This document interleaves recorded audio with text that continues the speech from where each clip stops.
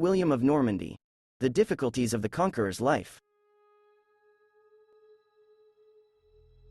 In 1066, at the Battle of Hastings, the Norman Duke William the Bastard defeats the army of the last Anglo-Saxon king Harold Godwinson and becomes William the Conqueror, King of England and founder of the Norman dynasty. Sometimes the story of the Norman conquest of Anglo-Saxon England ends with these words, supposedly the battle took place and that's it. In fact, this process took much longer and harder because of the incessant uprisings up to 70 to 80 decades of the 11th century. Moreover, in 1070, the Danish king Sven II invaded England, and meanwhile, unrest was constantly brewing in William's continental possessions, which eventually escalated into the so-called Rebellion of the Three Counts of 1075.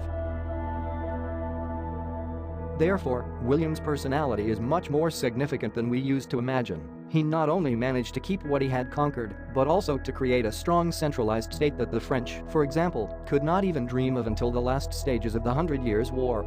Wilhelm's success in this matter is due to his steely will and refusal to compromise or half measures. He was a tough and cruel man, ready to do anything to achieve his goal. For example, at the beginning of his reign in England, William was severely limited in resources, while any castle or town in the vicinity potentially belonged to those who did not support his power. Therefore, he switched to the eternal effective scorched earth tactics. Villages were burned, castles were destroyed, and cities were looted. On this ashes of a dying culture, new fortresses grew up, but already with Norman lords at the head. So William was actively engaged in replacing the old Anglo-Saxon aristocracy with the new Norman one.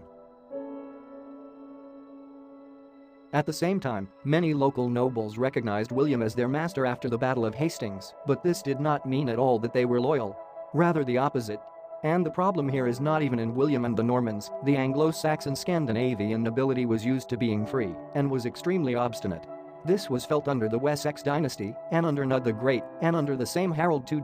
And if the past monarchs put up with this, then Wilhelm saw the development of this country in a certain plane where there is no place for homeworkers, and therefore, as always, Wilhelm dealt with the emerging problems extremely radically. Constant uprisings apparently eventually convinced Wilhelm that the Anglo-Saxons and Scandinavians were a threat and should not have the strength to revolt.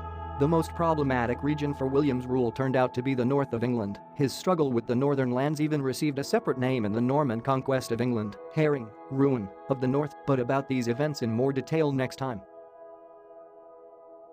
One way or another, Wilhelm achieved his goal and was able to create the kingdom he dreamed of. He suppressed the local culture, and it quickly entered into a symbiosis with the Norman one, becoming the foundation for the modern English nation. In the last stage of his reign, William ordered to compile the Domesday Book, which was a nationwide census of the kingdom, for a moment, the first in the Middle Ages. So Wilhelm created an efficient, centralized and advanced taxation system. And thanks to this list, we know a lot about England at that time, including the population, which did not exceed 3 million people.